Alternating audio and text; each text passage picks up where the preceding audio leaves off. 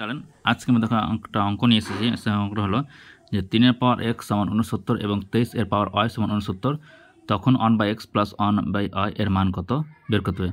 অঙ্কটা দেখে মনে হচ্ছে অনেক কঠিন, কিন্তু কঠিন কিছু নাই, দেখো একদমই খুবই ইজি।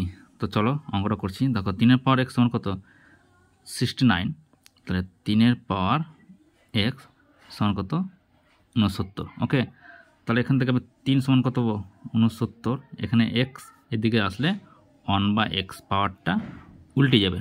ওকে, আচ্ছা তারপর দেখো এখানে 23 এর পাওয়ার y সমান কত 69, তাহলে 23 সমান কত 69 এর পাওয়ার কত 1/y, একই রকম উল্টে যাবে, অর্থাৎ পাওয়ারটা 1/y হয়ে যাবে।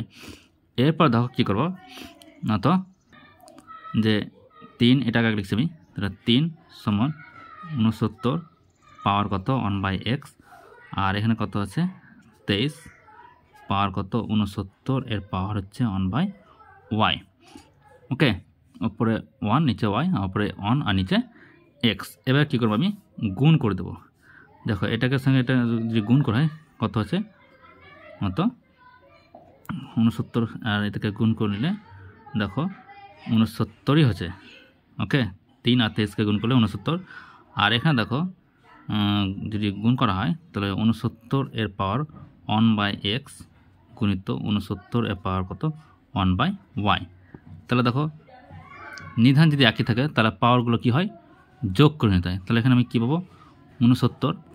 ওকে, এই দুটো কী হবে যোগ হয়ে যাবে, যেহেতু নিধান একই, তাহলে 1/x প্লাস 1/y। আর এখানে দেখো 69 এর পাওয়ার কিছুই নামের কত 1।